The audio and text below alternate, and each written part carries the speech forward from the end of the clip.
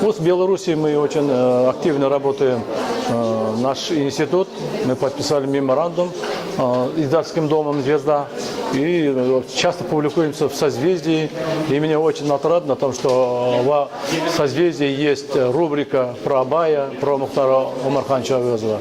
Мы только недавно праздновали 120-летие со дня рождения великого казахского классика Мухтара Омархановича Авезова. Я так думаю, что мы теперь прибыли в Минск, здесь провели 500-летие со дня рождения первопечатника Скорины. Я там тоже выступил с докладом. И сегодня мы находимся в школе имени Мухтара Омархановича Авезова. Авезов, он классик мировой литературы.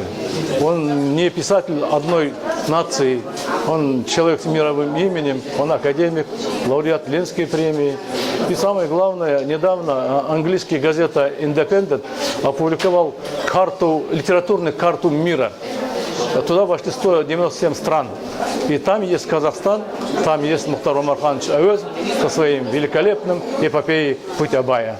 Я вот этого всего не знал, что такой жадный, громадный интерес молодежи Беларуси к нашему великому писателю, к нашей стране. Я сейчас настолько взволнован, что мне трудно говорить. Я счастлив.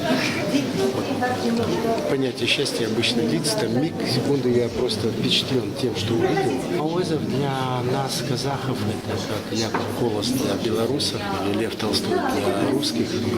Вот я просто обозначил одной фразой, это наш светоч, наш гений, который открыл мир казахов для всего мира. Писатель, который прожил не так много по сегодняшним меркам, чуть больше 60 лет, сумел сотворить большой художественный, духовный переворот в сознании казахов. Он рассказал просто о другом писателе, но один большой писатель рассказал о другом большом писателе.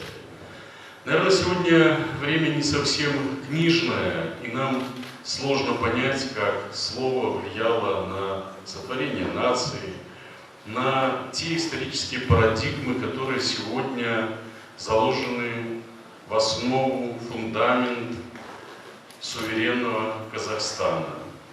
Но если бы мы попытались, если бы нам что-то помогло, какое-то провидение, заглянуть в те годы, когда писал Мухтар Авезов, писал про Абая, с которым он, кстати, был связан родственными узами, и об этом можно много сегодня прочитать,